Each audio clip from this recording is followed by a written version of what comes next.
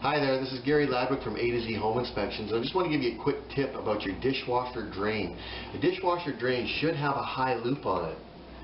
This is the dishwasher drain right here, and it loops up high underneath the countertop, then it goes to the dishwasher. The purpose of the high loop is to make sure that the sinks cannot potentially drain into the bottom of the dishwasher. If that were to happen, it would create a very large mess. The sink trap right here can potentially become blocked with food and other debris.